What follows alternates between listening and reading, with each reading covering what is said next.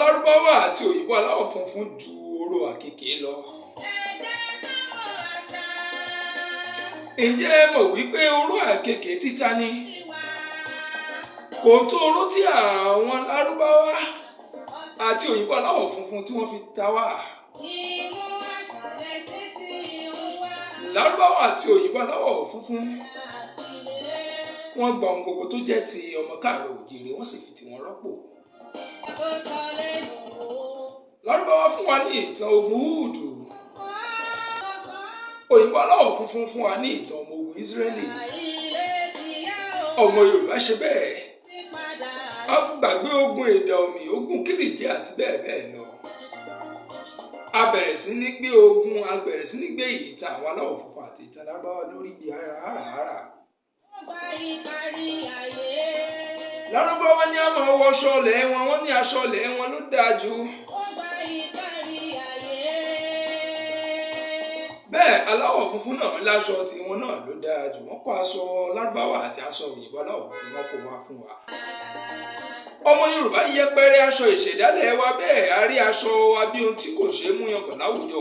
A rí aṣọ ilẹ̀ Yorùbá bí ohun tí ò wúlò, bẹ́ẹ̀ tí ò ṣe bí ohun tí ò ṣe é mú yangàn. Àwa yẹpẹrẹ aṣọ ilẹ̀ wa. A gbé aṣọ òyìnbó àti aṣọ Lárúbáwá a gbé lórí bí ẹran háràhárà. Lárúbáwá ní a máa sọ ọdún ìrìn àjò Muhammad yẹn ọdún Híjírà. Wọ́n ní a máa sọ ọdún ìbí Jésù ọdún Kérésìmesì. Ọmọ Yorùbá ṣe bẹ́ẹ̀ àyẹ̀pẹ̀rẹ ọdún ìṣẹ̀ṣe ọmọ Yorùbá. Ọdún ìṣẹ̀ṣe Yorùbá ó wá dohun àìfẹ́ rí. A rí ọdún ìṣẹ̀ṣe ọmọ Yorùbá, ọdún ìṣẹ̀ṣe Yorùbá a rí bí tí ò wúlò bí tí ò ṣe pàtàkì. Ọmọ Yorùbá ẹ já ronú ká padà sílé. Kó tó di wípé aṣọ òní bọ́mọ yẹ mọ́.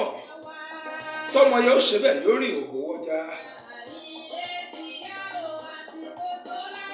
Ẹ má gbàgbé wípé ọmọ tó bá ṣe bẹ́ẹ̀ tó bá sọ lẹ́nu ó sọ àpò ìyàkọ́ ni. Ìràpadà ọmọ Yorùbá ṣe kókó, òun ló jẹ wá lógún. Àdéọlá ọmọ Adéyẹyè kíjì pààrọ̀ ọmọ wọn nídùú Ọ̀ṣun ọmọ àdúgbò onígbò ẹja kìkì ọ̀kasà nílẹ̀ ẹ̀bẹ̀. Mo wí tèmi náà o. Àbọ̀rọ̀ máa sọ fọmọlúàbí. Bó bá dénú ẹ̀ ń kọ́, ń ṣe ló yóò dòdìdì. Ọmọ tó bá sọ lẹ́nu tó sápò ìyàkọ́ ni o, ó di ìgbà kan náà.